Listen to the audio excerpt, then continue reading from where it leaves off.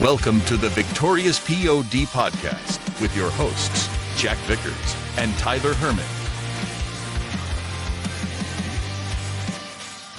What up, Pod Squad?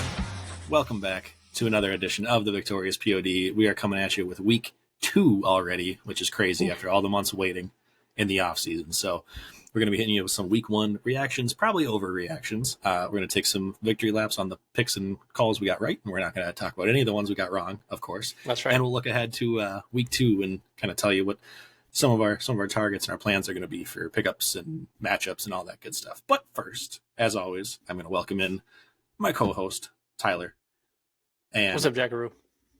Oh, lots up. The people have been asking tons of questions, and they have very, very important ones. They need to know the answers to these very serious, not crazy questions. I'm ready. Yeah. Oh, it's been hot off the presses. So this one I got for you. Would you rather have all of your friends be half your age or twice your age? Ooh. Mm-hmm. And so for context, let's just, let's say hypothetically 30. I was just saying, I'm 31, almost 32, so I'm still in my 20s for a long time. So well, you got like a month left, not even. It was 4 days ago I started counting the days down. So hypothetically, because it's easy to do math there, let's just say all your best friends are 15, I guess. Let's bump it up to 18. Let's make them, adults. All your friends are 18 years old, or all your friends are 60. What's the process? I mean, I got 2 kids, I got a dog. I'm a mature soul. I'm taking the 60-year-old. So I'm like, I got plenty of friends right now that Katie and I hang out with back in Rochester that are like upper 40s, low 50s. I mean, 60 maybe a little bit, but I mean, like, that's kind of like parents. And I'm like, I could go out drinking with my dad every day. So I'm sure it depends on the individual, but if they're best friends like that and enjoy what you like to do, is kind of quasi what friends do. So I'm taking the older. I don't think it's a question for me. I don't miss being 18. I promise you that. I think I would just want to murder all my friends after a couple hours of hanging out. So it's Exactly. It probably changes if you're a little younger, but I don't want the their 60 vernacular either. I don't know all the lingo anymore. God. And they can't even drink or do anything fun. They can barely gamble. Come on now. I talk with Glick, and I already can't keep up with what he says, and he's not even 18. So I mean, Glick might as well be 12. He's in a whole different world than me. He says stuff, and I just feel like those commercials where you're like becoming your parents, and just pardon. What? Yeah, I have no idea. I love Glick to death, but man, I have no idea what he's saying about 60% of the time. Please tell us if there's any of you out there that would pick the 18-year-olds instead. I feel like there's probably an age cutoff if you're like 25 or below. It's probably close enough, but oh man, I'll just have a nice, relaxing night in. I'll have an early dinner. I'll play some bridge, whatever we want to do. It sounds like a good time. So, all right, now that we got that question out of the way, we're going to go into the fan interaction zone. So as always, Discord.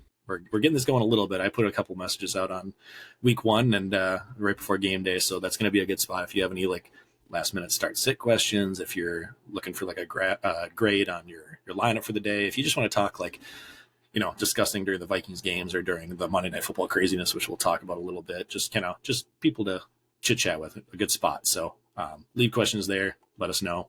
YouTube, as always, that's where our channels are. So unless you're listening on Spotify, that's where you're watching the video right now. Handles youtube.com/@thevictoriouspod. We're going to have shorts coming out there as well, so please interact, comment on those, just engage. That helps us out a lot. And then social medias, blah, blah, blah. So moving into the NFL news really quick, as I kind of alluded to, Monday Night Football craziness. I don't know if you stayed up watching the whole game or not, but we'll just let you kind of talk about the most important part.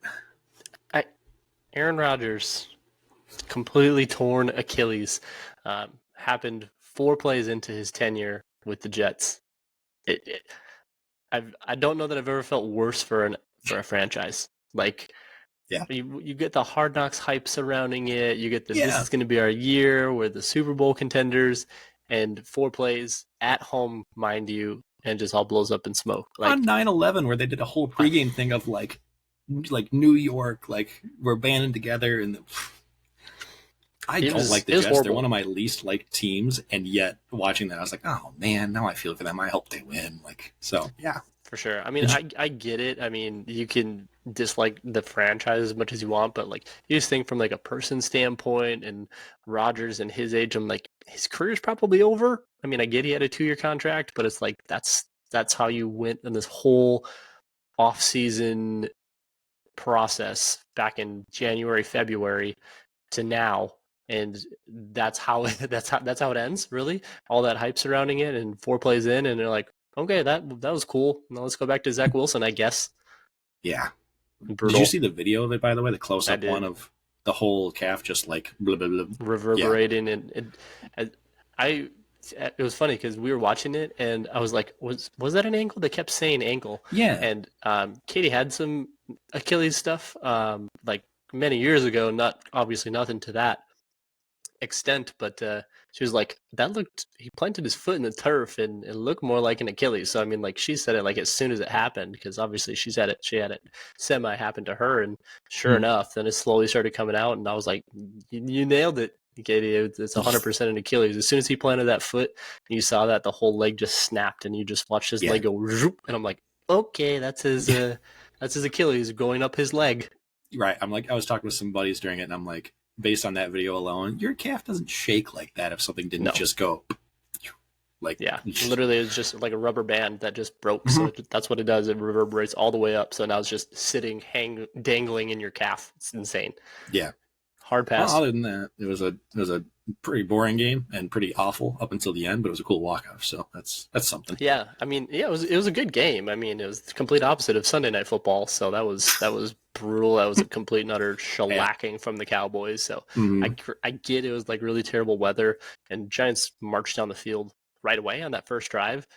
Again, I was watching with Katie, and it was like they marched all the way down. They were in field goal range. False start, back it up a little bit, blocked. They're like, we're about to score a touchdown. Okay, we'll settle for 3. No, you're not. Wait, we're down 7. What the hell just happened? Here, you can 6. Have it back. Try again. Yeah, it was ridiculous. So crazy games. What a fun week 1. Lots of injuries. Yeah. What can you do? Speaking on which I thought was going to be the biggest injury news, but to a lesser degree now, Cooper Kupp officially out on IR. We were kind of talking about this last week, expecting it to happen just because hamstrings tend to linger. This is no guarantee that he even comes back at 4 because, like you talked about last week, McVay was saying he's going to wait until he's ready to play, not just be active. So this could continue to linger. Shout out to our season-long bet on Van Jefferson stepping in with receptions. This helps a lot if Cooper Kupp stays out of the way, so that's great. But brutal for anybody that drafted earlier than the final week before the season because, you spent a first rounder for him, so not ideal. Yeah, I mean, and even if you're drafted up until the day before, you still kind of felt semi-optimistic, and McVay continued to say all the way through this, even when he was still in Minnesota seeing specialists, he's like day to day, and I'm like, I don't think that's possible. I don't think that's possible. And so we just continue to see it get worse and worse. Not even necessarily get worse and worse, but it never felt like, exactly like you said, he was telling the whole truth. And so I'm not surprised this happened. Granted, that was the number one reason. Hamstring injuries in general, we saw last year with Keenan Allen. Like, oh, he'll be back in week 2. Oh, he'll be back in week 3. He'll be back in week 4, 5. And just continue to progress. And when he comes back, he looks great. Like there's no issue with that. As long as you don't try to come back too early, right? You can have a great second half of the season, and nobody's going to complain about 13 healthy weeks of Cooper Kupp if that's what it takes. But if he starts to get limited, it comes back too early in that week 5, week 6 matchup. I can't remember exactly when their bye was or is. But if he comes back too early and re-aggravates it, I mean, then you're going to shut him down for another couple weeks and hope he's fully healthy and blah, blah, blah. So it's just not a good look. That's the tough part, too, is the Rams are basically, luckily they won week 1, but they're playing against the clock where it's like, well, we want to wait, but also we don't want to wait too long unless we're limited from contention at that point. It's like they're kind of under the gun to have to rush him back. Hopefully if they continue to win, like if they win 2 or 3 out of these first 4, that helps them kick the can down the road. But it's going to be very interesting to watch. So, in non-fantasy news, but another big one, the Chiefs signed Chris Jones to a 1-year deal, ending the holdout for some like $19 million up to 26 in guarantees and some absurd high number that probably could have just franchise tagged him and done the same thing, but whatever. So he has money. Chris Jones is happy. So it is what it is. The Chiefs needed him back. Obviously, they were horrible at getting pressure on Detroit in week 1, and we actually said it. We're like, hey, watch Detroit win this game, and then Chris Jones get paid. Sure enough, that's what it is. Watch it too. He's just like, oh, could have used me. Like, weird. Oh yeah, I mean, I guarantee it's weirdly enough in his own head he was never rooting for his team to lose more because I felt like he's like, I'm about to get to You bag. need me. Yeah. Yeah. All right. And then the last piece of news, we're going to obviously talk about our hometown Vikings every week, but we're keeping it to A, because I'm sad and depressed after the week, but B, because we are going to try to not go over the top discussing our team when there's fans out there that don't care about the Vikings. So we're doing a 60-second synopsis. So basically just keeping it real short. I'll just toss out some of the quick stats, and then you can give your insight from there. But lost to Tampa Bay Sunday, noon, 2017. Cousins had 344 yards, 2 touchdowns, a pick. JJ had 9 catches for 150 yards. Addison had a beautiful vertical touchdown early in the game. Hawkinson had 8 catches for 35 yards. And Alexander Madison had 11 carries for 34 yards, but a receiving touchdown that play was pretty nice, so I'll give him that. Yeah. We play a Thursday in Philadelphia, which, for the side note, I feel like we always play Philadelphia in Philadelphia, but whatever. It seems that way. So then I'll just toss it to you. What's the biggest concern, obviously, coming out week 1 as the favorites losing? What's the biggest concern for you or thing that we need to fix week 2 and just beyond? Yeah, honestly, this is a game we could have and should have won. There is honestly near no excuse. The number one issue for us was turnovers. My second, if I had to, is the run game. Obviously, Mattinson looked incredibly inefficient, but turnovers was the big thing. I mean, we had a fumble near the red zone. I think it was on like the 21-yard line when I went back and looked. Kirk got sacked, fumbled inside our own 20, so gave them. Thankfully, we held them to a field goal, but essentially automatic points for them. And then Kirk threw an interception in the red zone right going into halftime. So not only did we not get 7, we didn't get 3. So it was 10-10 going into halftime. So three turnovers to their 0 turnovers, and all in horrible spots within the field. There was no like arm punts or anything like that. It was 3 horrible turnovers where two of them would have resulted in points for us, and the other one resulted in automatic points for them. And we still only lost by 3. So like everyone's like, oh, Tampa Bay good, they're back. I'm like, no, they were terrible. We lost this game. They did not win this game. Their defense was decent, but their offense showed not being able to do much. So yeah. That being said, Kirk, after the interception in the red zone before half, did you see he was like pissed on the sidelines? Like, I'm not used to him showing emotion. He walked over, got to the bench, like slammed his helmet, was like screaming, yelling down, turned to somebody, one of the coaches, I would assume, and then was just like going back and forth, not arguing, but being like we got to do this kind of thing. And I'm like, please quit being robotic, like Mr. Sunday Dad, like show emotion. I like that. Like, if you mess up, be pissed about it. So that was one thing. That was too easy. We need to do that. Yeah.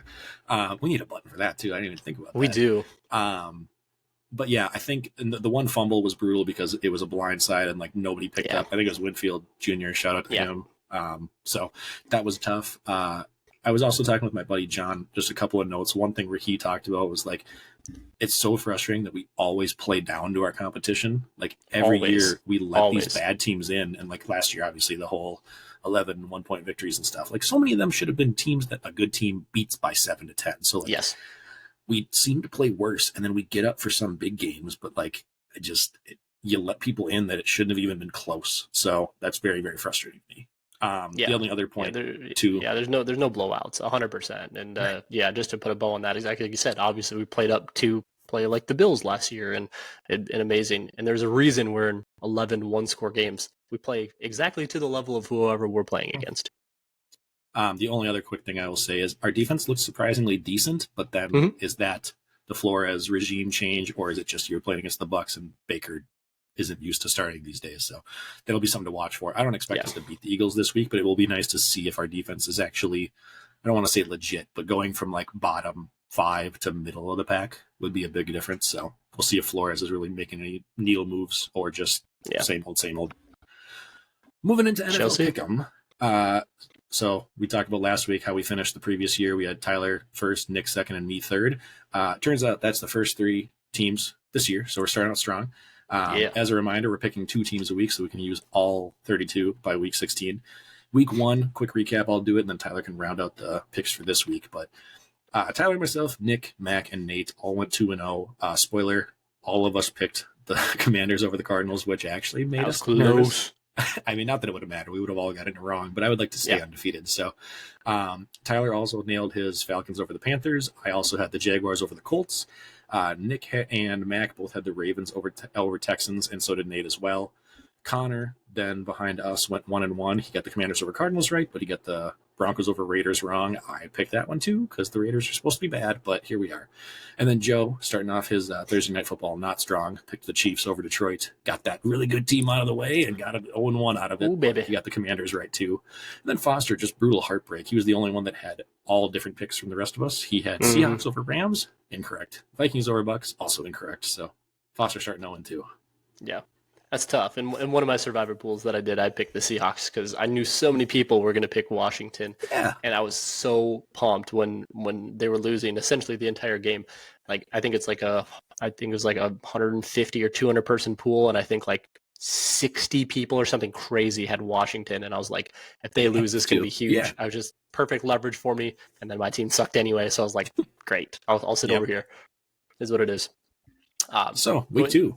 Yeah, going into week 2, I'm going to start off with a couple of spicy picks for myself. So I'm going to plug my nose here, and I'm going to take the Cardinals over the Giants.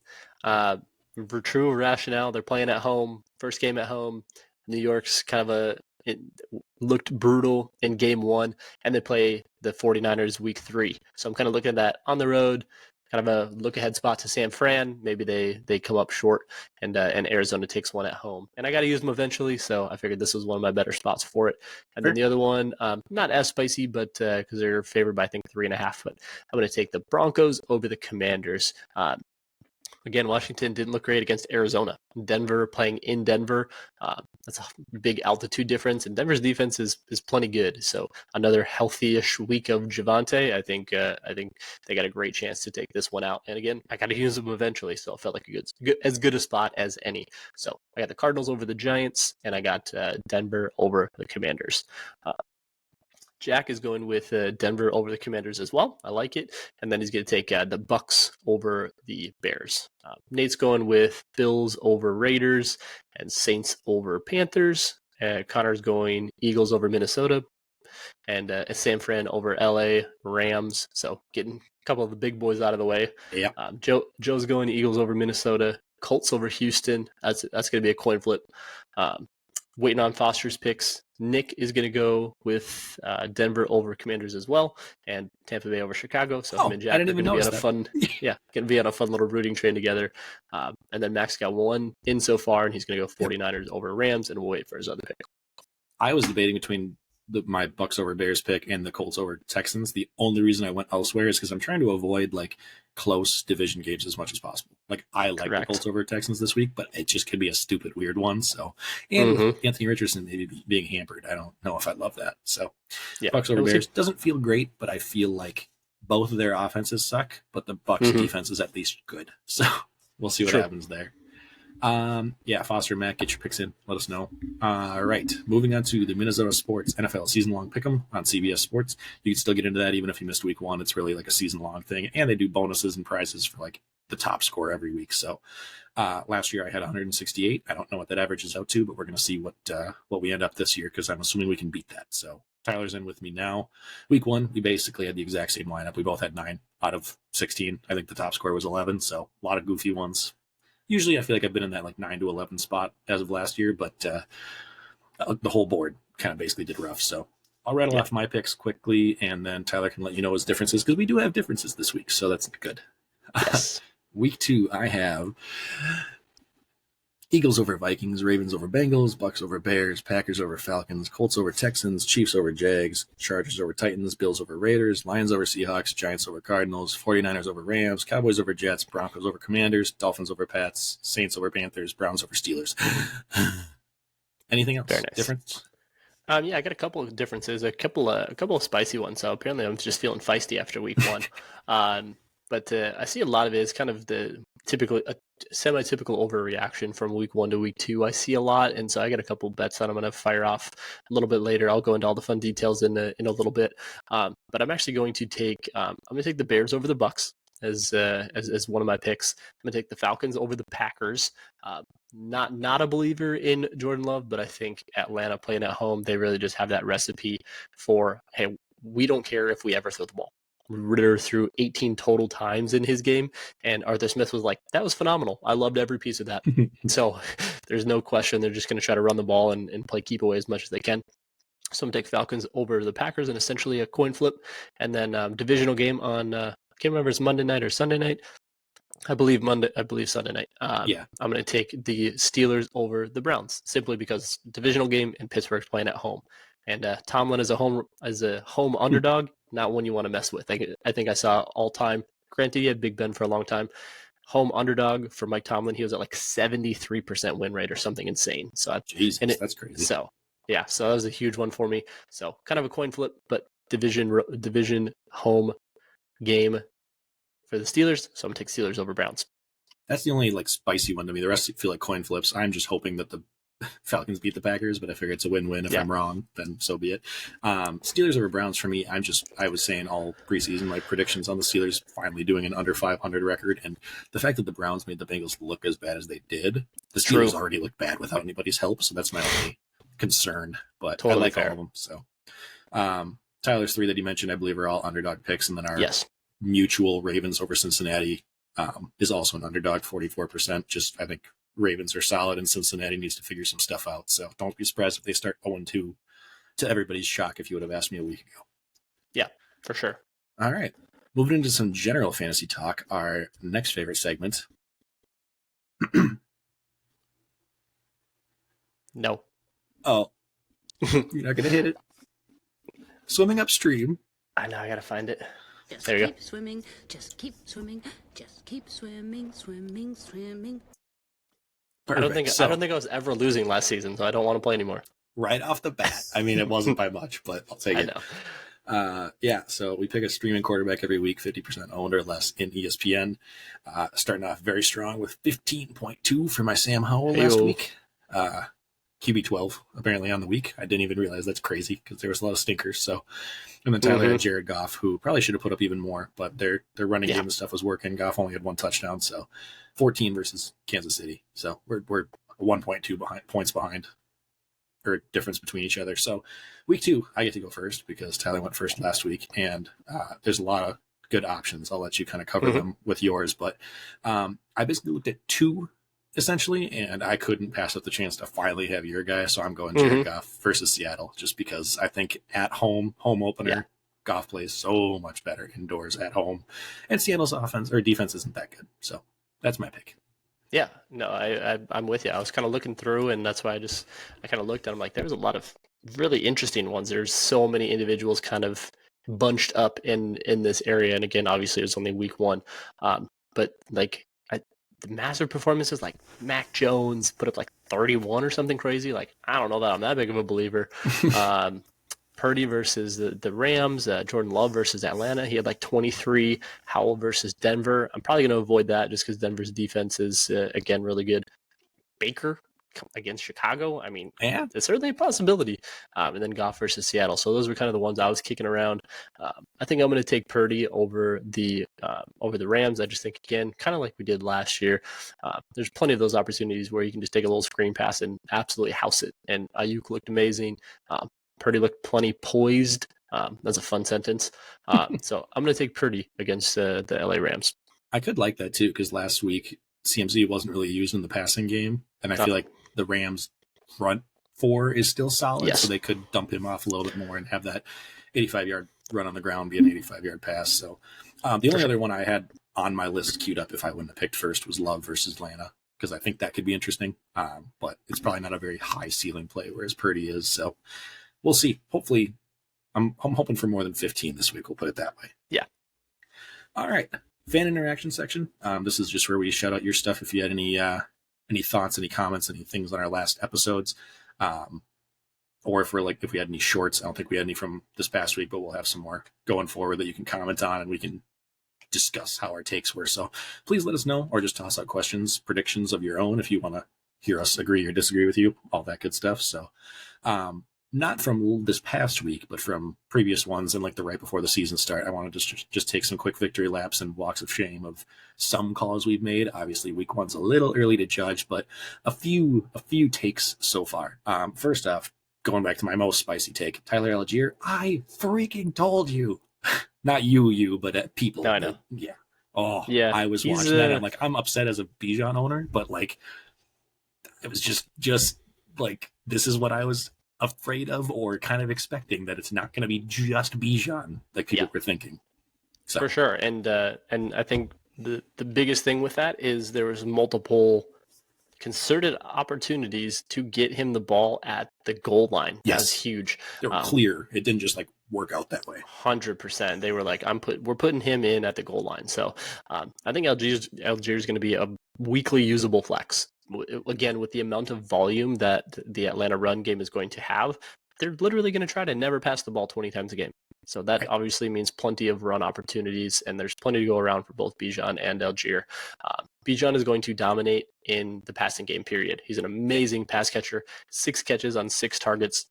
He's as advertised there. So if they find themselves in a more negative game script, as obviously I think a lot of us anticipate going forward for any non-NFC South matchups, just because that division is brutal, I think you might see more Bijan as they can, if and when they fall behind in more of those games. But I still think Arthur Smith doesn't care, it seems like, even if they're losing, to just say, I'm just going to continue to run the ball no matter what. So I think negative game script, you're going to see more Bijan. Even and ahead, it's going to be more of a split. So both are going to be plenty usable. But yeah, touche to you, Jack, is a good week 1. Yeah, I don't think it's going to happen every week. Don't get me wrong, but the fact that he's clearly going to be involved, and then basically, I think everybody assumed it was going to be Bijan, Pitts, London. What if it's just Bijan, Algier, and that's it? Like that, it literally could happen. So very much so. Another very, very quick early lap, not one that I'm proud to take, but Alexander Madison, I felt like every analyst and insider was all in this year. He looked like garbage. Like, not only did his stats end up 11 for 34, granted, I know the run blocking wasn't helping him, but like, he didn't look good on most of those carries either. He was like stuttering behind the line, running into the back of his own lineman. He wasn't finding gaps. The one highlight for the receiving touchdown was nice because he made a couple guys miss and made a nice move, but like, every run was just like, eh. Like, I got more excited when Chandler was in there, like waiting to see if they end up using Nwangu. Like, it's not Dalvin Cook previously, and I don't think our team is set up to be a great run blocking. Also, missing our center didn't help, but true. I'm still all in on Madison. We tried to tell you. It's a trap. It's a trap. That's all there is to it. It just was like, it's not good. One of the other fun ones too. I love the double victory lap because I mean, Dameon Pierce, how about some incredible inefficiency? 11 for 38. So I mean, it was an ugly week 1.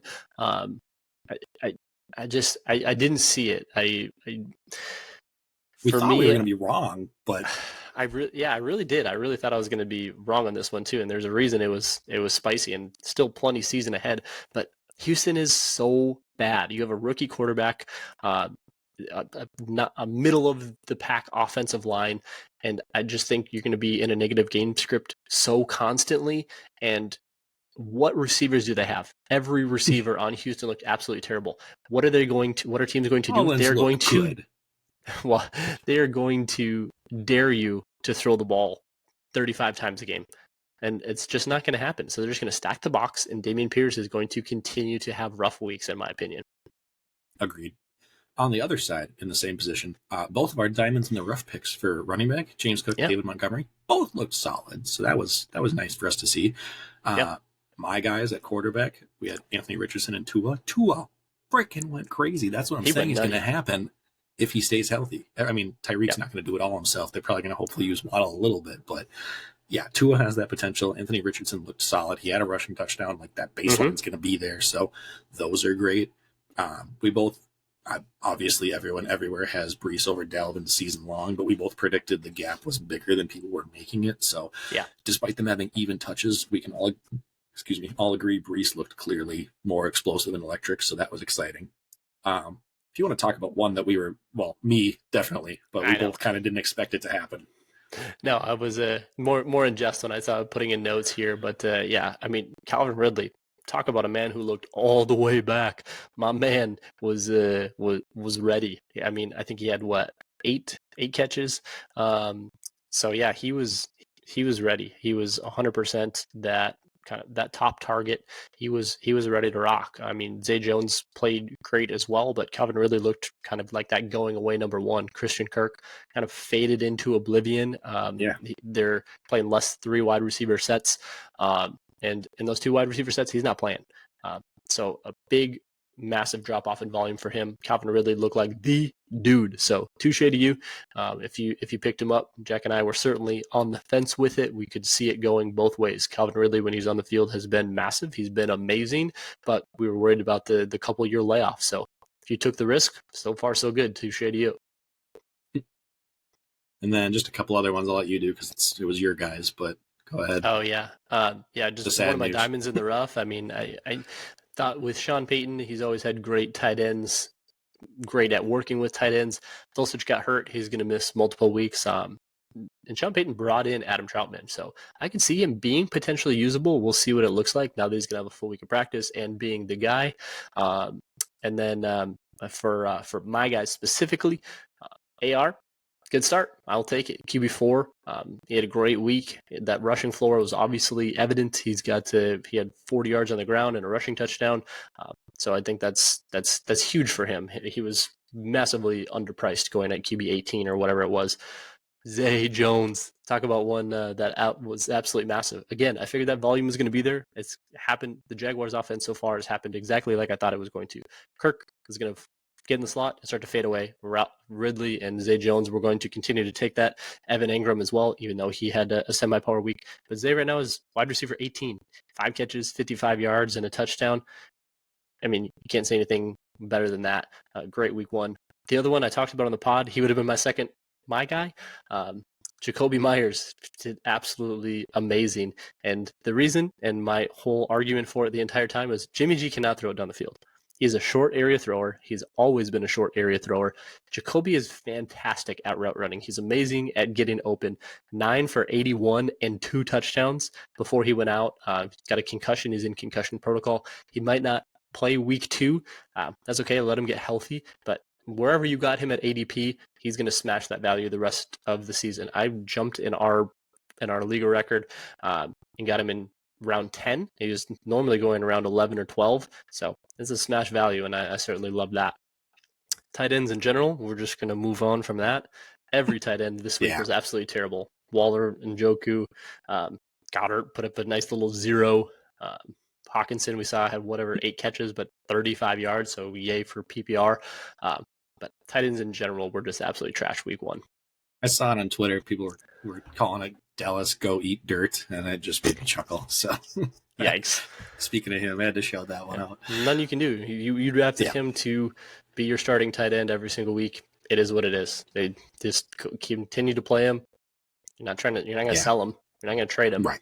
Just roll with it. It is what it is. Tight ends are bad, period. That's what happens when mom and dad leave, when Kelsey and Andrews don't play, and they're like, what did you do, everybody else? So I love that. It was rough. That was good. All right, moving into ship it or skip it. We'll keep these fairly short, just time's sake, because we got a lot of other stuff to get into. But yeah, that's true. I'll toss out a few questions here for Tyler and just let you do your 2 cents, and I'll hang up and listen. Okay. So speaking about the Jets, despite a gutsy win, are they done without Rodgers, or do you have any belief that Zach Wilson can keep the team afloat, aka just make the playoffs? I'm going to say ship it that they are done. So I think they have a very tough schedule, which is obviously hard in and of itself if you have Aaron Rodgers, and now you don't have Aaron Rodgers. The Jets defense will keep them in a lot of games, so I feel like we could still see a lot of those 1-score games or those 7 to 10 point losses where they're going to be semi around simply because of their defense. But I don't think they're going to be able to have a Zach Wilson led offense get them to playoff contention in an already tough division on top of that. Yeah, that's fair. I think I'm with you on that one. That much of a struggle to stay in the game and have the Bills basically hand it to them with all the turnovers. I think they'll come down off the high, and I think people will realize, their defense is still going to be tough, but if you can put up 24 points on them, I don't know that their offense is going to do much. And on a fantasy note, it makes me sad for Garrett Wilson. So there's that. Yes. Yeah, very much so. And then rounding it out with a 2-parter. But first off, which surprising team that won is actually legit? Talking about basically like Browns, Bucks, Packers, Rams. Yeah, I think in my opinion, I think the Browns are legit. I think Deshaun Watson will continue to develop and take more steps forward and whatnot. And I think those receivers will continue to do well as well. Elijah Moore, on the face of it, didn't have a great game, but I think he's going to surprise people here the next couple of weeks. I think he only had 2 catches, but I think he's going to kind of pop here these next couple of weeks, and you'll remember the name pretty quickly after he's been semi-forgotten. And I do think the Packers are legit. I mean, Jordan Love looked good. The toughest part here will be Aaron Jones, and that hamstring. A lot of what they did goes through him with a couple touchdowns, but they looked serviceable. So I'm going to say those are the 2 legit teams of those 4 listed. Yep, I would agree there. I won't list any teams here, but as the second half, which favorite that lost, besides the Vikings, because we're used to that, so which favorite that lost gives you the most concern after week 1? For me, from what I watched in the game, it had to be the Seahawks. They looked absolutely horrid. That defense got absolutely shredded by the Rams without Cooper Kupp. They gave up 426 total yards, 63.1% completion percentage. And then on offense, Geno and the whole wide receiving core looked terrible. Everyone's going to say, well, DK was just fine. He had like 47 and a touchdown. He had 3 catches. And so, Lockett, I know he went out for a little bit, but he had 2 catches for 10 yards or 20 yards. Jason looked like he was struggling as well. Like Geno in general, I think he had like 113 yards. Like it was not good for the Seahawks overall. They need to play from ahead. I think they go as the running game goes, and that opens up other lanes for Geno and his scramble ability, and Lockett to be way downfield. DK Metcalf is going to be a deep downfield threat now, more so this year, with JSN getting a lot of that under stuff, which he wasn't getting last year. So I think they need to play from ahead to continue to be in games, because if they're trying to play catch up, I don't know. Sometimes it feels like that defense is just not good enough to keep them in games.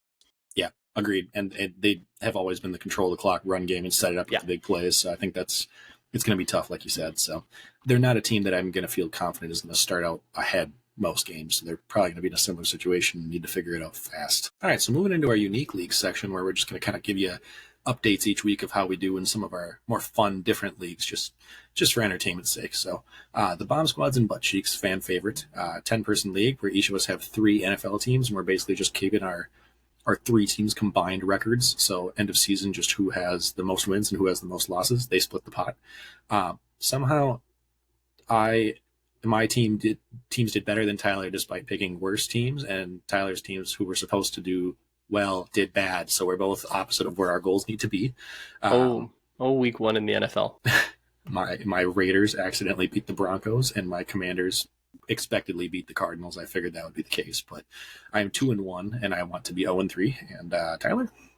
Yeah, I'm 1-2. So I had the Browns beat the Bengals, which that certainly wasn't one that I was expecting. I figured it was going to be a tough week 1. And then I had the Chargers lose to Miami in that fun little shootout, and then the Bills lose to the Jets in such a fashion. So I lost by 2 points and 6 points. So I'm 1-2, and so we don't really know. Welcome to week 1. Obviously tough matchups and whatnot, but welcome to NFL, the world of parity. Luckily, I only have to compete with Walters, so that's a plus. But that is true. Week 2, just trying to do the previews each week. My teams play the Bills. Yours play the Bills, Colts, and Broncos. So hoping I get 2 losses. I assume the Bills will be a safe one, and the Colts or Broncos are probably both flips, honestly. But I can see both of those being winnable, so I don't feel great. And then yours? Yeah, I got the Steelers, I got the Titans, and then the Raiders. So Bills, Raiders, and then I got the Chargers, Titans, and Browns, Steelers. So should be interesting. I could see myself being in 500 after this week and crying just like I did last year. Moving into the Guillotine League, 18-team league, bottom score gets dropped every week if you're not familiar. Just our first update every week. Yes, we survived. Bye, Kevin. We both made it. We weren't the lowest. I think I was like 5th or 6th, and my scoring was decent. You were, I think, sweating for a little bit, and then you ended up totally fine. So, yeah, I think I was like 16th. Like, it was brutal. It was brutal. It was very clear you would be safe, but it wasn't like an inspiring performance for week 1. No, I scored like 60 points. It was terrible. Yeah. There was a lot of goofy ones. Obviously, I had Josh Allen, who put up like single digits, which is not expected. Derrick Henry getting outsnapped by a rookie. Yeah, same things. So we'll try to recap this each week. The good players, everybody on the losing team gets cut and now can be bid on. Each of us has $1,000, but that's all you get for the entire season. So notable players that are available: Jalen Hurts, Mark Andrews, Damian Pierce, George Kittle, and Khalil Herbert. Are you? I won't make you give your strategy away, but I'm assuming, are you trying to spend earlier and get a couple of guys, or are you just hoping it works out? I don't know. I mean, honestly, I don't know. I might kind of roll with what I got. Maybe put a bid or two out there, but the people that were on his team aren't my needs. I don't need a quarterback Yeah. and things like that. I was like, I need a wide receiver. My starting wide receivers were Jonathan Mingo, Donovan Peoples-Jones, and Tyler Lockett. Mhm. Like, it was ugly. Just if you watched anything about part of week 1, they were terrible. So, but I think my floor, what should have been a floor of like Lamar and Saquon and whatnot, and Aaron Jones, I think, Oh yeah. should be able to help me. But I might have to put something out there, especially if Aaron Jones doesn't play. So it'll be iffy. But I need a wide receiver bad. Other than that, I feel pretty good, at least for another week or two. Yeah, early on, I usually don't try to do super big bids unless like, my team is in panic. But I'll usually do this thing where I just put like a middle of the road bid, assuming I won't get them, but basically being like, nobody else is going to get them for this cheap. Yeah. Like making sure at least they're going to be spent for this much, just to not let somebody like get lucky with a star because we all fell asleep at the wheel. So I've got a couple of bids out on the tight ends, even though I have Waller, because I'm like, I'll put one in my flex until my third and fourth wide receiver. For sure. Dog crap. So yep. Yeah, Zay Flowers was my only big win-win. He looked great, like he's going to be the clear number one, so that's exciting. I think I got him in the 6th, and then Gus Edwards is on my bench, so with Dobbins out, that worked out really well. That's huge. So we'll see. Best ball, I sucked. I lost. Tyler won easily. We were actually the highest and the lowest scores of the week. Turns out that Jonathan Taylor and Travis Kelce on my team not being active does not help. Gino and Daniel Jones, my 2 quarterbacks, got 9 and 4, so that also didn't help. But I do have Gus Edwards. If Kelsey's back, I feel a lot better. So we'll see. Yeah, I got pretty lucky with Kyren Williams. It seemed like a weird changing of the guard. Kyren got pretty much all of the first team work, and like Cam Makers, if you look at the box score, it was like, hey, he got the work. What do you mean he got the carries? He got the carries in like the 3rd and 4th quarter when they were way ahead. And so like Kyren Williams seemed to be like the lead guy. He fell in the end zone twice, which is obviously helpful. I have Jacoby, I have Zay, I got Diggs, I got Amon-Ra St. Brown. So my wide receivers are filthy, and all 4 of those balled out. So certainly helps. And then lastly, moving into our DFS league, we'll cover the picks for next week shortly. But as far as how the current one is going, we'll shout out the top 3 scores each week. So Nick was number 1 last week with 173. If you couldn't guess, he had the Tua Tyreek stack, so that worked out. Jordan had 158, and then Ryan had 146, followed by a few of us in the 140s. Top fire/value picks of the week across the board, not on any one particular team, but Tua had 32 points. Aaron Jones was one of my picks for the week, 26.7. Tyreek had 47.5. Ayuk had 35.9. Those 2 early touchdowns. CMC, another one of my picks for the week, 28.9. So worth it on that 8,700 value. And then Calvin Ridley, 27.1. So we'll cover that a little bit more in DFS betting corner down below, but just a recap / shout out, and we'll give you the weekly top 3 plus whoever the winner that we're all chasing is. So next, we're going to move into a matchup recap section. So one of our main leagues here, the Victoria's Secret League. If you want to just rattle off the scores and shout out the winners, and we'll move on from there. Yeah. So little change of settings for us this year. We went to half PPR, and we went for the double wins, the essentially head-to-head wins, and the top 6 scores. So first we had Glick over Jordan, 116 to 71. Josh over Foster, 107 to 98. Ben over Ryan, 106 to 68. Walters and Alex with the barn burner, 72.7 to 71.4. But hey, a dub is a dub, Walters. I took down Cassie, 92.9 to 54.3, and then Jack and Jay with the 100-point loss for Jay, and Jack won 103.8 to 103.14. So Jay's very happy about the change, and so is Foster. So only 2-0 teams, meaning they won their head-to-head matchup and were in the top 6. Got Glick, Josh, Ben, and Mr. Jackaroo himself. Yes, so far, so good. Week 1 in the books. I was very worried, mainly because of the whole change to the kicker decimal scoring thing, where I'm like, okay, I was up by 5.5. Normally you're like, okay, anything they kick 50 yards or above, 60, 70, it's 5. Yeah, but good. now I'm like, if he kicks a 55, but not a 57, I'm like, I was stressing out. So and doinks it in. God. Yeah. For us both saying Jay's team was going to be bad, he started out making me real nervous, so I didn't love that. He did. He's in the playoffs. Yeah. And then we're not going to cover all of our matchups for every Dynasty League player, but we're just going to shout out ours because that's what we care about. So, and then if there's anything noticeable, the Taco League, I had a great matchup this week, so it went well. No, we didn't. Tyler and I went head to head in like 2 of the top 4 scores of the week, so that was a comeback. Very, very worked out thanks to the Jets' great defense not knowing how to cover Diggs, which was weird. And then in the Deflate These Balls League, I was the second highest scorer. So top scorer in Taco and second highest scorer in Deflate These Balls. Not expected in the second one at all, but the first one, it was good to come out strong. Yeah, so I think I had the third highest score potentially, so I played Jack with the first. So what can you do? One in the other Dynasty League, I have no idea what to think of my team in that one, but I played another terrible team, so I think I won with like 80 points or something like that. So I guess I'll try for the playoffs this year. Why not? Shake it up. Why not? Right. Moving into our ad/drop it like it's hot. Obviously no drop candidates yet because we haven't gone through a second week, but we'll cover those if there's anything notable. Otherwise, we're basically just going to talk about previous weeks, who all the big money spenders were. Again, don't have any of those yet because waivers don't run until tomorrow and Thursday, but we're also going to tell you our kind of targets for the week. So I'll try to go through these fairly quickly. I don't know. I'll do running backs if you want to do receivers and tight ends, and we can just kind of give some quick notes on those. Biggest ones of the week, obviously, with the Dobbins injury, Gus Edwards and Justice Hill, 21% and less than 1% owned. I prefer Gus Edwards, even though Justice Hill had the 2 touchdowns. I think Edwards has been the guy before with Dobbins injury, so I would target him. Tyler Algier, we talked about, 18 touches, 24.4 points. Could be very interesting with both of them startable, flex-worthy even for Algier. Kenny Gainwell had 18 touches, making Rashad Penny a healthy scratch, and DeAndre Swift basically non-existent. He is injured, so we're going to see if he plays this week, but it seems like he's their guy to start. Tyjae Spears out there with 11%. He led the Titans in snaps, yes, over Derrick Henry, which is absurd, so I'd pick him up speculatively just to see. They might be trying to just keep Derrick Henry healthy for once. Kyren Williams, as Tyler talked about, he had led the Rams in snaps and touches and points at 17.4.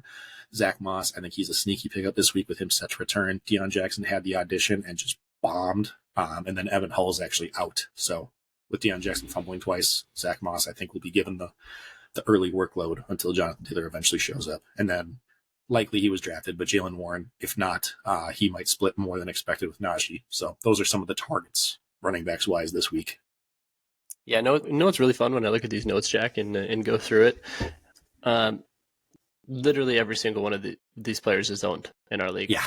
Every single one. I mean, as I was doing this, we do have a very knowledgeable group, but like in our main one, I see these waiver columns every week, and I'm like, these are useless. These are 100% useless because they're drafted. And like the 2 that weren't were like picked up on Sunday morning. Fuck.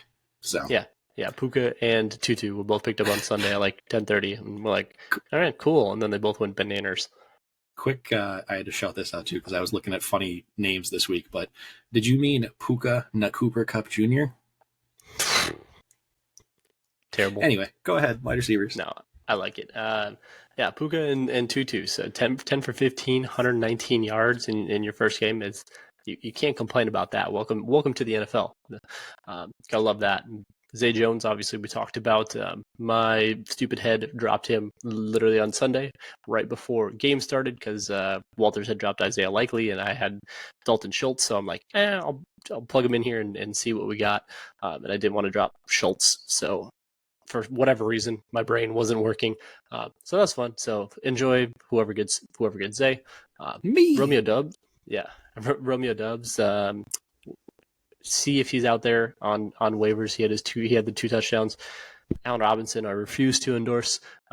Deontay Johnson is multiple week hamstring injury though, so he's going to miss time. So somebody's got to catch the ball, and George Pickens looks horrible. It looked horrible. So maybe Allen Robinson continues with the volume, but I will not be a part of it. Josh Reynolds, he made a great case to be the number 2 behind Amon-Ra St. Brown. He had 4 catches for 80 yards on 7 targets. So Jameson Williams, again, reminders, out for the first 6 weeks with his suspension, and so they need somebody else to throw to. Could be Gibbs out of the backfield, but Josh Reynolds is a good number 2 option. Some other breakouts that I'm sure everybody saw: Kendrick Bourne, Al Robinson, Rasheed Rice. I'm not buying into any of those. I don't think they're consistent enough week over week.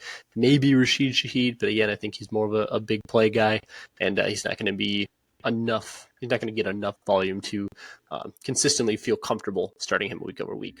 Tight ends, if they were all terrible, so you're probably fine here. But if you want to look out, Zach Ertz had 10 targets. He ran as many routes as Hollywood, so who knows? Find the fountain of youth for him. Laporta, though, looked really good. He played amazing. He played near all the snaps. I think it was like 86% or something like that, if I remember correctly. And he had 58 snaps was the number, and I think that was like 86% or something, and he had 5 catches. So if for whatever reason he wasn't drafted, I think he's somebody you can pick up and start legitimately every single week. Which I didn't put him in here too, but speaking of Laporta, Dalton Kincaid's probably owned slightly more, but he also had 4 or 5 catches and was basically on the field in almost every play along with Dawson Knox. Basically, that's just exciting because it shows they're going to use 2 tight ends, so you're not going to even have to worry about him not starting over the other guy. And I think as the season goes, he had the second most either targets or catches behind Diggs, tied for the second most with 4. Which is crazy, with 4. Like right off the bat as a rookie. So I think as the season goes, he's as good of a dart throw as any, which is why I talked about him being one of my guys just for value. So that could be another one, but Laporta basically feels like the same category. So moving into our Jack of all trades segment, obviously we recapped a ton of our dynasty trades last week. So if you were playing dynasty and didn't catch that, go check those out just for some context of real ones. It's always tough when you look at like trade calculators because it's not like an actual league with context. So those are nice to talk about. But we finally had an actual redraft trade in our main league, which I meant to talk about last week and I forgot. So myself and Foster, we activated draft pick trading before the draft for the first time ever in our like 12, 15 year league, however long it's been around. 15. There we go. So I texted Tyler after Foster and I had kind of something in the works and was like, can we do this? Is this allowed? I don't know, but I'll put it to a vote. And it went through and we were like, great, because we already agreed to it. So basically what happened was I was the 4th spot and Foster was the 6th, and we just flip-flopped our 1st, 2nd, and 6th. So Foster jumped up 2 spots on me in the 1st. I had that tier break of guys where I was like, I like anybody in the top 6, and then Cooper Kupp went out, which was my plan. So it didn't quite work out there, but then I got to leap up in what I thought was more of a cliff drop-off in the 2nd and the 6th rounds. So we put this out in one of our leagues to vote on, but just to, I guess, get your thoughts on camera and also just like for the fans to hear it. What our teams ended up being in essentially 4 spots, because I included the quarterback breakdowns in there, was my side being Justin Herbert, Bijan Robinson, Ramondre Stevenson, and Amon-Ra St. Brown. And Foster's side ended up being Jalen Hurts, Austin Eckler, David Montgomery, and Cooper Kupp. So obviously it's a little bit colored now with Kupp on the IR, but in general, thoughts on the trade and before we knew who we were going to get, after who we got, blah, blah, blah. Yeah, and I know we talked off air, and I said it for you even before it went through. I said, this is going to be a smash for you. And again, I think this kind of goes back to the thought process of mock some more to understand where those tier breaks are and in what. Like, don't think Jack went into this and said, 2nd and 6th, those are 2 very random rounds, like whatever. Obviously, those were targets, which would have been my first thought for Foster. But so I thought it was a smash for you already, and just because, again, like you said, I don't think there's a massive drop off from 4 to 6 for those top guys. Pretty much the top 2 running backs and top 2 receivers are gone. You get whoever's left, and then there were big tier breaks in the 2nd. Getting an earlier 2nd is a huge stud guy versus back end 2nd, and then same for the 6th was kind of a tight end drop off. Ultimately ended up being quarterback, which was good for you. So I think obviously now knowing what Cooper Kupp is and being out, you won this going away, in my opinion, but I certainly thought so going into it as well. Yeah, I feel like Eckler and Bijan might end up being a flip. Eckler probably slightly has the edge. Same thing with Hurts. He probably slightly has the edge on Herbert, but just consistency-wise, I felt okay. And it's, again, 6th round versus a 3rd round. But then Ramondre over David Montgomery, I feel like, was a huge gap. So it just comes down to Cooper Kupp versus Amon-Ra, and I'm big on the breakout. So My team could look very, very different right now because it would have gone from Amon-Ra to dealing with like Cooper Kupp, who I would have taken, or some other running back, and I ended up with a lot of running backs as it was. So the draft fell to me very well for how this trade was planned. I couldn't have asked for it because I didn't plan to get the guys that I did. I made the trade to go up in the second round and go get Tony Pollard, and you took him one spot ahead of me, so I ended up with Amon-Ra. So, I mean, worked out well. Yeah. All right. Nothing else for trades-wise. Hopefully there's some that happen throughout the year. I'm sure there will be some in Dynasty as people start to fall out of contention, so we'll cover those. I'm going to rattle off some notable injuries of the week. These are, again, just fantasy, so we're not talking about your hometown fullback or the backup left guard that went out for the year. Aaron Rodgers, as we mentioned, ruptured Achilles, out for the year. Anthony Richardson, knee bruise day-to-day. We expect him to play, but something to monitor for sure. Aaron Jones, hamstring, questionable for week 2. I feel like just based on how they're talking about it, I'd be surprised if he plays, but if he does, I think it'll be on more of a snap count. It's going to be an A.J. Dillon kind of game, or Christian Watson coming back and they just pass more. Austin Eckler, ankle. He's listed as week to week. I thought he was going to play through it, but being week to week scares me. So Josh Kelly showed a really, really good performance. He looked really good. Add him to your waiver wire. I assume most people drafted him, but that backfield was kind of ambiguous. It wasn't clear. You never really know, so certainly one to put on your list if he's not out there. I know he's drafted in every league, and I've got him in a couple dynasty leagues and things like that as well. So anywhere that I've played, he's owned. But if he's not for some reason, I certainly think he makes a priority. He looked kind of gimpy during the game. J.K. Dobbins, torn Achilles out for the year as well. Kenny Gainwell, ribs questionable. It doesn't seem like it's major, but it's something to monitor because it might be the difference of like Rashad Penny getting activated or DeAndre Swift actually being used. Yeah, and especially because it's Thursday. Eagles that's Thursday. That's true. A speculative ad for like somebody like a Penny just to see what happens and then drop him after Thursday would be worth it, in my opinion. Don't worry, in my league, I already have it. Deontay Johnson, hamstring, out multiple weeks. Unfortunate. One of our guys picked early on. Jacoby Myers, as Tyler talked about, concussion week to week. I bet you he'll be out this week and then back next week. Greg Dulcich, hamstring, out multiple weeks. And then Pat Freiermuth, I didn't realize this till I looked today, but chest contusion week to week. So that sounds painful. Yeah, I don't want any contusions anywhere, but I really don't want them in my chest. Yeah. Hard pass. All right. Now we have made it to the betting corners. Tyler's going to toss out his bets and lines of the week, and we'll go from there. Cool. I'll keep this one pretty short and sweet simply because I didn't put out a video. As you might have potentially seen, sleeping back there somewhere in the background. I don't know. He's behind me somewhere. We got a new puppy over the weekend, so he took up a lot of our time. Plus both my kids were sick, so that was also fun. So we had a fun weekend. So I didn't put out a video, but I've sent a few plays to a few friends, so I'm going to count it, and I track all my bets as well on Action Network. So if anybody really cares and likes to do this, I can drop you my handle and you can follow along. So any that I say in here, I plop in there. So I promise I don't fudge anything. It's not worth it. I don't care. It's not that big a deal to me. But yeah, so my week 1, I had Kenneth Walker under one. I had a bunch of plus money. So I had Kenneth Walker under 1.5 receptions, Mixon over 3.5 receptions, Van Jefferson over 3.5 receptions for my 3, all at plus money, plus 105, 125, and 140 respectively. Kenneth Walker had 4 catches for 3 yards, so that was brutal. So I lost that one going away. Mixon had 3 catches on 5 targets, so that would have been a nice one to hit, but missed that by 1. But thankfully I hit the biggest plus money one at Van Jefferson.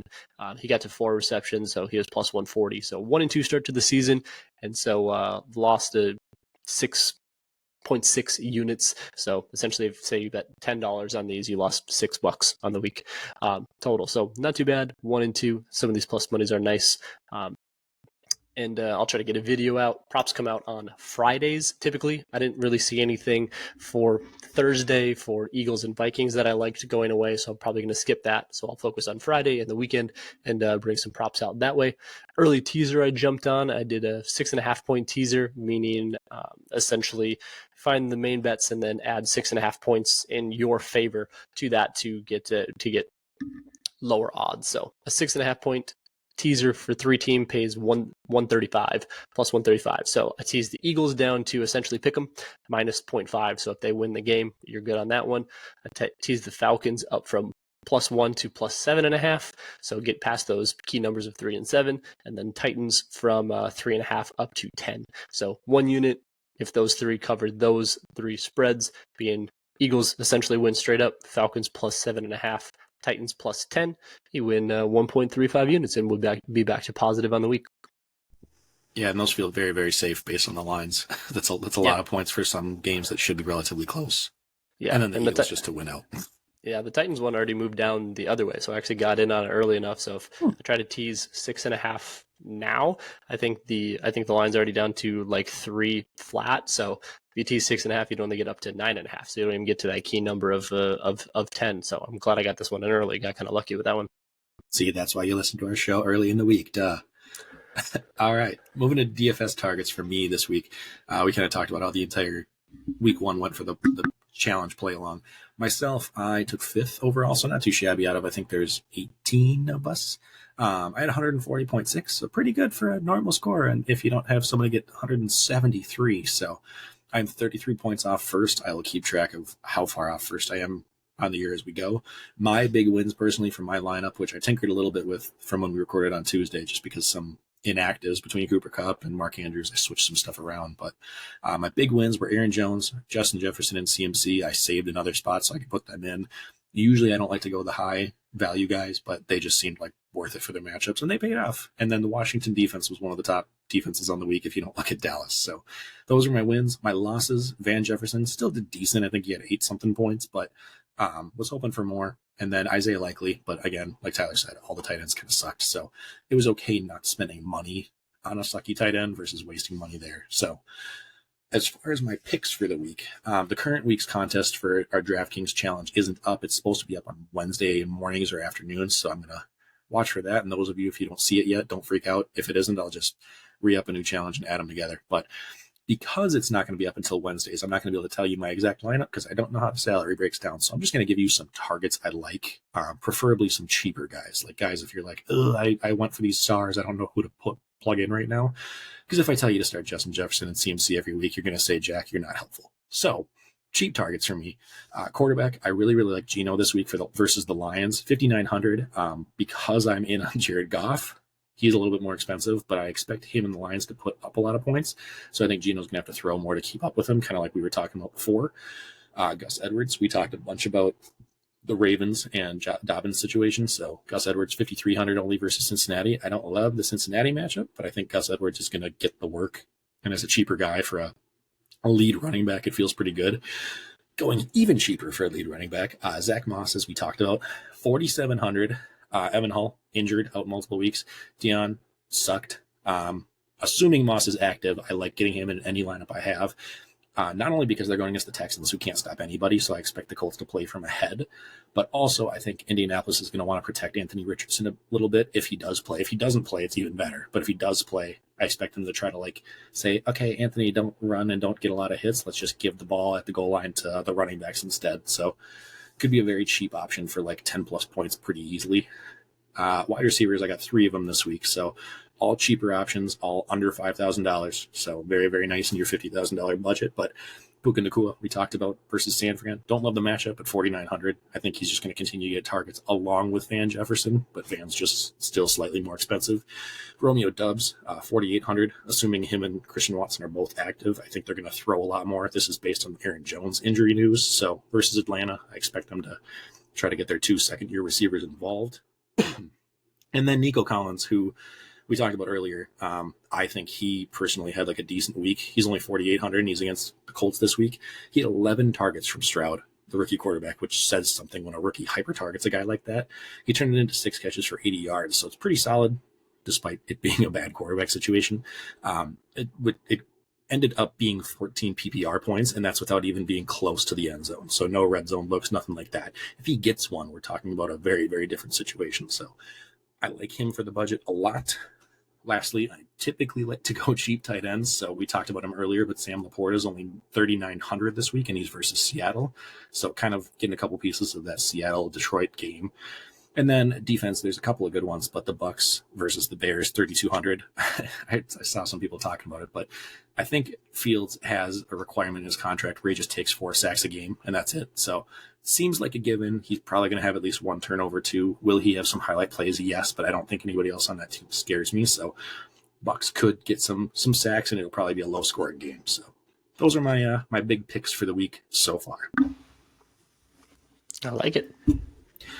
All right. Well, I know we told you guys last week that we were saving the Four Horsemen draft for this week, but we lied. We're going to also push that back to next week, assuming there's time, because we were requested to do a quick draft review. So, Tyler, I'll kind of let you give the context, and we'll wrap things up there. All right. So by popular demand, we got a request. This is one of the leagues I'm in with some of my softball guys down here in North South Carolina. So they listen, which is awesome, and so they want us to grade the draft. So to set up context, and then I'll flip it over to Jack as he looks through teams. Superflex league, tight end premium league, multiple flex league. So any kind of fun, weird scoring, we got it. You get points for rushing attempts, you get points for passing attempts, you get points for long touchdowns, 40-plus yard touchdowns, you get points for 100-plus yard games, 200-plus total yard games. So it's a lot of fun, a lot of high-scoring weeks. So I will flip it over to Jack, but big ones, Superflex League, tight end premium league, which means tight end receptions are worth 1.5 versus everybody else's 1. So Jack, I'll flip it over to you. Perfect. Starting off with Chef Boyardee. Wow. I just read that now. With the 101, I think obviously Patrick Mahomes makes sense. You're going to see a lot of quarterbacks go early with Superflex if you haven't played in that before. Just looking at his entire lineup, I actually like his team a lot. Jalen Warren as his RB2 is the only one that scares me, so I think it makes sense going wide receiver heavy more for your 3 flexes, which is pretty crazy. So he has 5 basically startable wide receivers with a couple of younger rookie shots and Quentin Johnson and then Christian Watson, second-year players. So I love that. Jalen Warren, like I said, scares me. But beyond that, I think I really like the team. Kyle Pitts didn't look great week 1, so in hindsight, 2020. But the starting lineup for how many starters you have feels solid. You're hoping Kenny Pickett shows a little bit more, but you went pretty strong baseline with everybody else beyond your QB2. And I like Kyler as the sneaky little stash for now. I just think on your bench, I would have liked to see more running back focus. I mean, I get Jay Ferguson with the tight end premium league, but I think, do you really need that if you're spending the draft capital to get to Kyle Pitts? I think your wide receivers were solid, so I don't know that like Marvin Mims or Sky Moore makes sense when you've got 5 guys to start above them. Gainwell will probably end up being your RB2, honestly, at this point, so that's a nice pickup, but I just would have gone more running back heavy after doing 5 receivers in the first 9 rounds or so. So that's my only 2 cents. I think this team seems like a playoff team. I'd be pretty happy with that, especially going at the 101 where you have to wait a long time for next picks. So, yeah. All right. No, I like it. I pretty much the same thing. So nothing crazy for me. Like I said, he's going to struggle with running back depth. We got nice benefit with Kenny Gainwell, so we'll see. But I'm with you. Playoff team. Perfect. Moving into number 2, Josh Allen, the clear other choice if you didn't do Mahomes. I really, really like the wide receiver stack early. It's just unfortunate about Kupp, but I think at the 302, it makes sense to be taking the shot there. So you hope he comes back. You hope you're afloat by the time he's returning, and you could be very, very scary. Somehow you still got 2 really good running backs that I like, guys both with low running back 1 upside. So I'm a big, big fan. I think this is like a top 3 team if Cooper Kupp comes back enough and is ready to play. Tyler Higbee is a super sneaky tight end pick, too. I would have loved that in a tight end premium league, so kind of hedges your bets with the Cooper Kupp issue because he only is helped the longer Cooper Kupp is out. Brandon Ayuk, love that as a flex. Kamara, but Dotson is also very, very exciting, and Russell seems like a good QB2 baseline. So that was really well done. I probably wouldn't have gone Tannehill because it seems like a wasted pick, even with a super flex league. Michael Thomas, Kareem Hunt, guys that used to be good 2, 3, 4 years ago. I don't know that I love your bench. I think the bench is a big fall off for me. I would say this is probably a top 3 starting lineup and a bottom 3 bench overall. So assuming you don't have injuries, you're set up really, really well. But if you have any kind of injuries, it's going to be tough to find any types of replacements. So pray for health. Yep. Yeah, exactly. That's number one thing. Amazing starting lineup, but God forbid injuries actually happen because people would fall off real fast then, in my opinion. But hey, if everyone stays healthy, it'll be all right. If everyone stays healthy, you win. Congrats. Yep, exactly. All right, number 3. He went all old dudes, it seems like. So they're all solid, but the Tyler Lockett's and Josh Jacobs, well, Josh Jacobs no, but Derrick Henry, like all of them seem older. You kind of went the same upside swing with Cooper Kupp.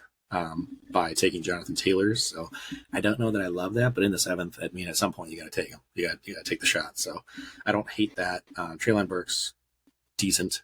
Rashad Penny, I would have loved it until week 1 scared me. So who knows? Juju seems like a very, very solid one in this format. And then beyond that, yeah, same kind of thing with bench. I know the benches aren't going to look amazing, but you would hope with more quarterbacks being taken that benches would look slightly stronger than this. I think that all these guys here basically need injuries to happen to someone in their position or someone else on their team in front of them for them to be relevant. So taking 3 tight ends concerns me the biggest when you already took Dallas Goedert. I don't love that. I would have used a little bit more depth. I like Gerald Everett as a late tight end pick, but either go with him and then have Goddard's pick be another startable guy, or stick with Goddard and then just round out a bunch of running back receivers. So that would be my only 2 cents. It still feels like a decent team, but probably more like middle of the pack where you could finish like 5th to 7th. Mm-hmm. Yeah. No additions there. I'm with you 100% on that one. Perfect. All right. Doe Monster. I'm looking at all these teams first time, so I'm reacting in real time to you guys, but I really, really like this team initially on paper. I think it's very balanced. Lamar Jackson, shout out, wearing his jersey right now. Nick Chubb and Travis Etienne, very, very good running back baseline. And then Devontae and Amari Cooper seem like they're going to be clear alphas on their team. They're going to always get a ton of targets. Freiermuth, I think, is another one of those later tight end picks that seems like the last of the top 8 to 9 before it's a clear, like, pick 'em dart throw type of thing. Chris Godwin is super underrated in PPR, just target wise. And then Christian Kirk, I think, should be better. He still should be number 2 on this team over Zay Jones, but we'll see. Brock Purdy, very, very sneaky QB2. I have him in a different super flex league I did with Josh Allen paired as well. So getting that high baseline of Lamar and then Brock Purdy to round it out could be very, very helpful. Then you went and did Jimmy Garoppolo. I get it because we don't know what Brock Purdy's going to be, but when are you going to ever start? I think they're going to basically, even if Purdy didn't do well, I think they're going to basically be a flip a coin. You're not going to ever start Garoppolo. So I get it. Having a third quarterback in Superflex makes sense, but I don't love the pick there. Looking at the draft board, it seems like there was a couple of other available guys that you could have gone with. I don't hate the upside of Ritter with rushing. I guess that's about it. Jacoby Myers, very sneaky stash on the bench. Jonathan Mingo, again, long season. I like that. Nico Collins, I was slightly higher on in the draft season, so I like those picks. A lot of wide receivers on the bench. I get it. You feel pretty solid with Etienne and Chubb, but I would have liked to see a little bit more. Gus Edwards might bail you out like we talked about with Dobbins being hurt, but I would have, again, liked to see a little bit more running back depth just because Chubb is old and Etienne had the question marks coming in. So other than that, I really like the team overall, so I think this is probably more of my 4, 5, 6 range. Not to put another guy in the middle, but I think the team is very balanced where you can go different directions if one of your guys gets hurt. Yeah, for sure. The wide receivers were incredible, but again, might have some of that running back depth issue. Got a little bit lucky with Gus Edwards, so potentially a startable piece for you right there. So sometimes that's what it takes to win. So I certainly like Doe Monster's team as well. He was kind of a top 3 to 4 team for me as well. Going to DJ Todd, I was about to say this is my favorite team so far, but you have Dobbins. That's brutal. Pre-draft, I would have really liked it. I would like the upside of Gibbs and Dobbins. Gibbs and Amon-Ra on the same team is interesting, but you got to take the value, I guess, at some point. I just don't love running back and wide receiver on the same team taking points away from each other. So Jalen Waddle and Amon-Ra, scary pairing of receivers. Joe Burrow will be better, so don't panic week 1. I'm guessing you lost week 1 with Burrow and Dobbins, but I think it will be better with a solid baseline.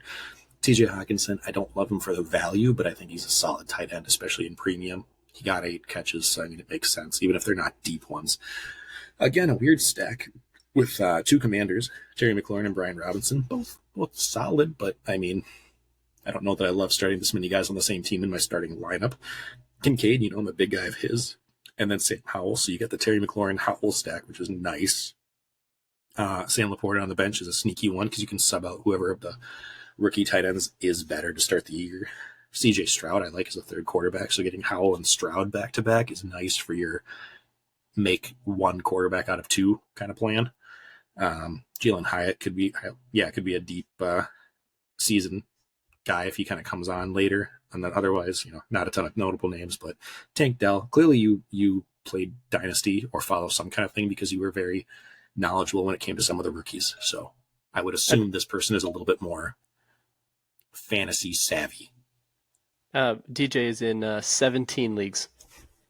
Making me look like a scrub. What? He told me that first game, and I'm like, DJ, that's too many. I can tell, I guess, based on your drafting. So that's good to know. You'll probably make the playoffs based on that alone.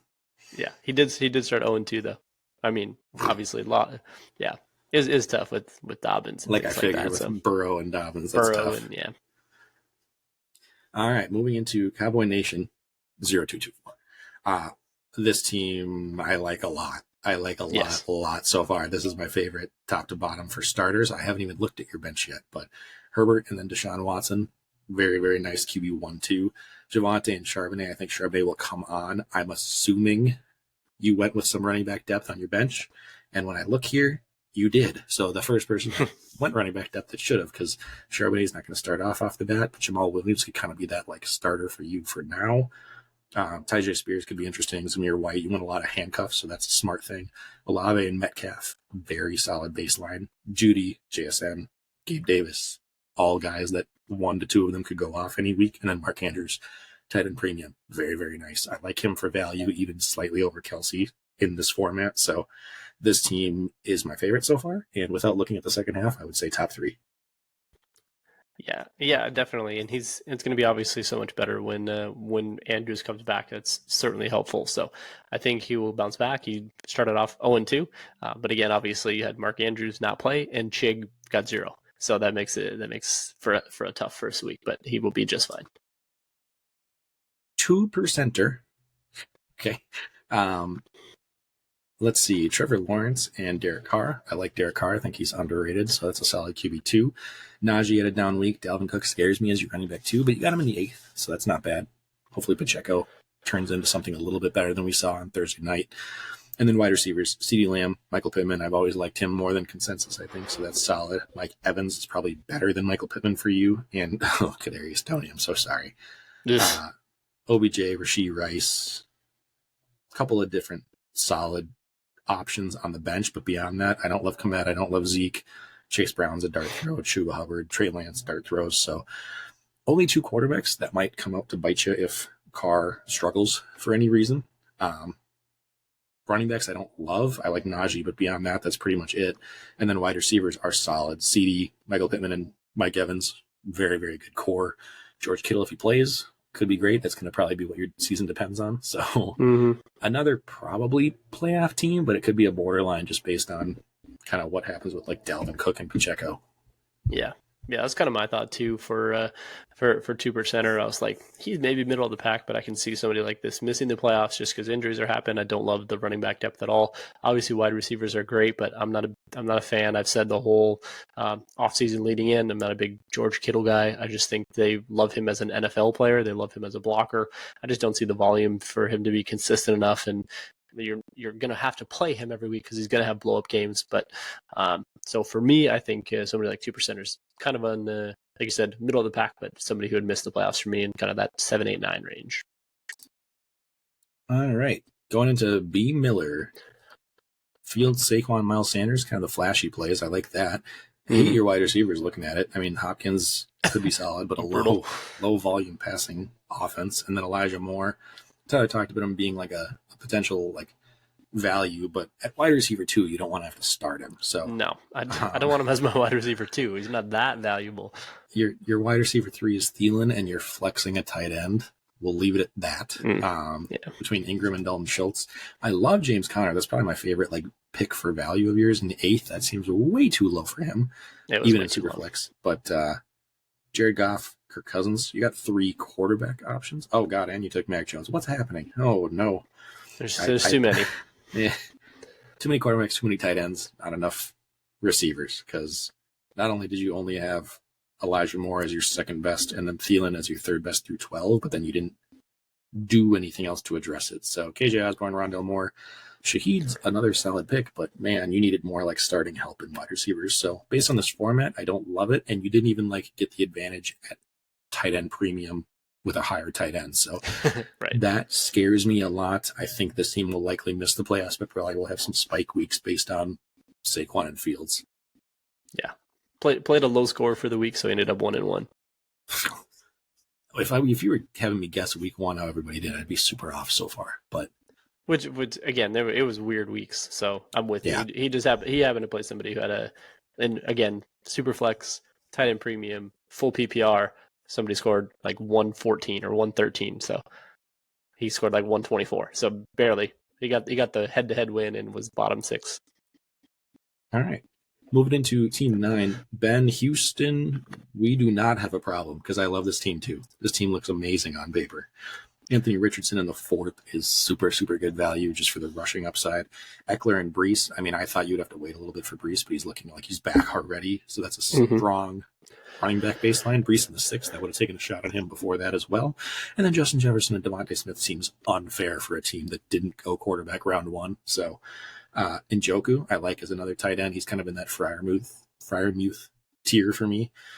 Mike Williams, big upside. He's going to have some down weeks for you, like this past week. George Pickens could be solid, probably even better with Deontay Johnson out now. And then David Montgomery, one of our value guys. I love him as a pick. So really, really strong starting core. And you got Geno, one of my favorite quarterbacks late too. Geno and Anthony Richardson was talked about as like my favorite stack, and yours I think was Anthony and Goff. But Geno getting in the 5th in a super flex, very, very good baseline. I know we had a rough week 1.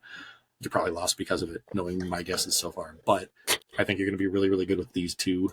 Ritter as a potential backup. And then you also are a savvy player because you won a bunch of rookies. So Roshan Johnson, Kendra Miller, Zach Moss is a nice stash towards the end.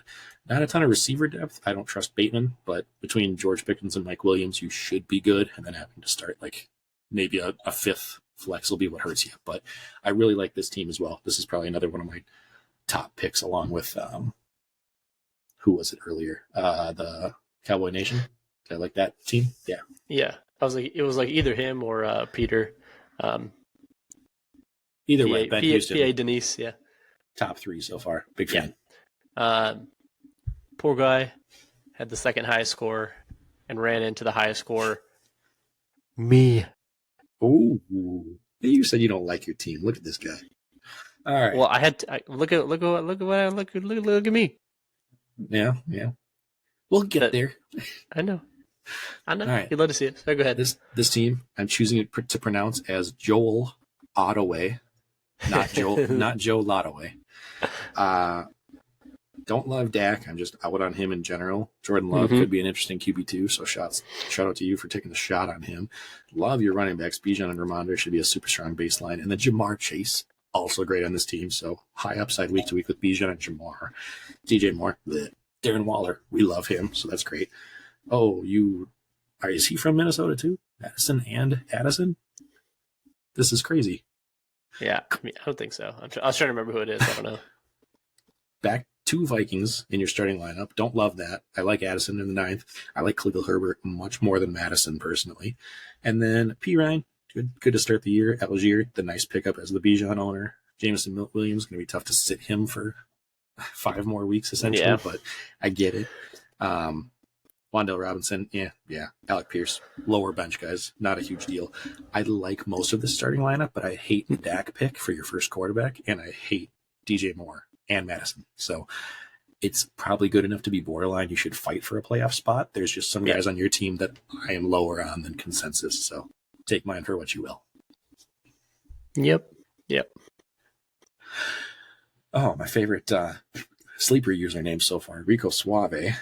That is good. Well, you're not starting out great looking at your first quarterback, let me tell you. So that is tough. The good news is you also didn't take a 3rd quarterback, so that's fun. This team, I feel for you right away. You do have Christian McCaffrey, so that's a help. You got Stephon Diggs, great. Damian Pierce and Drake London, 2 guys that are not looking solid so far. Dawson Knox, the tight end 2 on his team, please. I was saving this one for the end whenever we got to a team, but his running back 3, Facade White. Enjoy that because he is not the real deal. Sean Tucker's coming for his job. James Cook, the fact that you got him out after Rashad White's crazy. Zay Flowers, great pick there. Daniel Jones could have been a QB2, solid choice, but he is now your QB1, terrifying. Cortland Sutton, Zay Jones, Romeo Doubs. You did a really good job on the bench compared to most teams, so I will give you credit there. You're just going to need to figure some crap out with quarterbacks. So this is going to be tough for you to make the playoffs. Yeah, sorry, Julio. This one's going to be tough for you.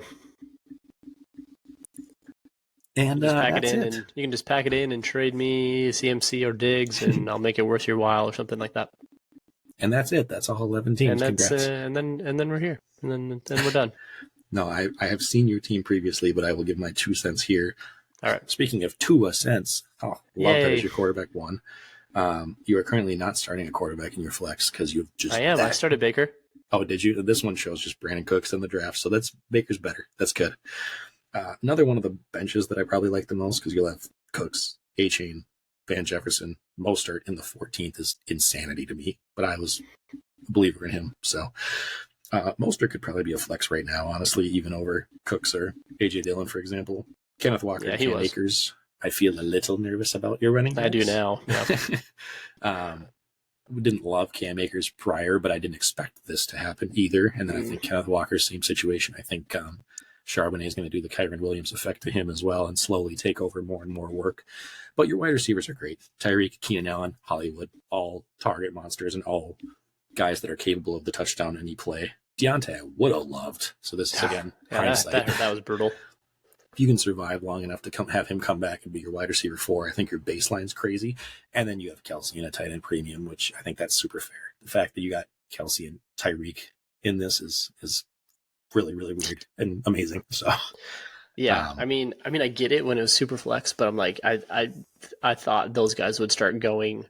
I know this league is always very quarterback heavy because they really lean into the super flex. So that's why some of these teams have 3 and 4 quarterbacks.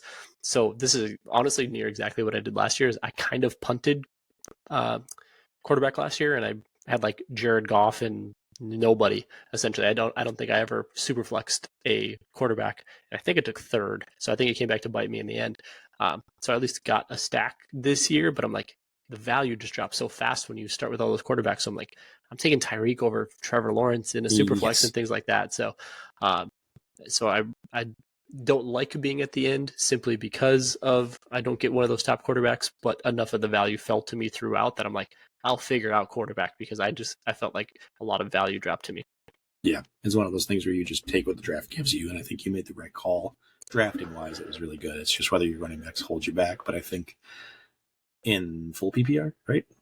Full PPR, tight end premium. So I think all of that's enough to give your baseline high enough. Yeah, for sure. So likely a playoff score of the week just... with the 181 burger. That is dirty. Yeah, likely a playoff with team. No I don't know Kelsey. that I would say my top 3, but I think you'll be like an easy playoff, and then who knows from there. So yeah, agreed. We'll figure out some savvy moves. And that's Jack's totally off the cuff first impressions with no preparation. Fantastic. Grades. Tell us why we're wrong. Please, those of you that are in this league, we just did all this work for you. So please at least come and follow our show and then comment and tell us your thoughts on the rest of it. That's the least you can do. Yeah, they were excited about it, a few of them. So I know Pete is the guy who invited me to the softball team initially. So he was like, hey, we need to get some draft grades on here and whatnot. So we at least got a review, got kind of a in the playoffs, out of the playoffs. So should be fun. You guys let me know what you think. We got a couple of these guys here that follow all my bets every week as well. Got a couple of degenerates like myself that play in this one. So these guys, I think at least a quarter of them listen. So we'll get everybody involved, and if nothing else, on Softball Thursdays, I'll shove it down their throat and make sure they jump in. Perfect. All right. Well, that is the last of ours. We're going to get out of here since we've had a longer one with a lot of content. So next week we'll come back at you Tuesday. So whenever you're listening to this one, it'll probably be Wednesday or Thursday. But we'll cover week 2 reactions and week 3 previews next week. Message us if you want to get in on the DFS challenge or the pick'em. We'll get you some league averages so you're not behind the 8 ball. And then quick shout outs to friends of the show, as always, Minnesota Sports. Recording on Wednesdays on Facebook, talking all things Minnesota sports. ADH Dads and the Game Boys, also on YouTube. I'll have their links in our show notes below, as well as all of our socials, so you can come and interact with us. Be on the lookout for any of our shorts coming up, so please just like, comment, give us a quick take on that, even if it's just a couple words. We appreciate it. And that's all I got. Tyler? Great outro. I've missed your outros, Jack. This is what happens when I show up and don't get cut out. I love it. No, it's been good. Appreciate all the time as well. We enjoy putting in the effort here. So, like I said, simple like, simple comment really helps the videos perform a lot and pushes out to our other individuals. So, tell us why we're wrong. That's our fun part. We'll tell you why we're right. And so far, so good. I think in my leagues this week, I think I went 7-1 across my 8 leagues. So I will take it. My one loss to you, Jack. So I don't like you. Just barely though. It was a back and Yeah, forth. that's It true. was fun. I think I'm like 7-3 or 7-4. So it's it's up there. Yeah, I'll take it. All right, everybody. Appreciate you guys listening as always. Until next time, Pod Squad. Peace out. Bye.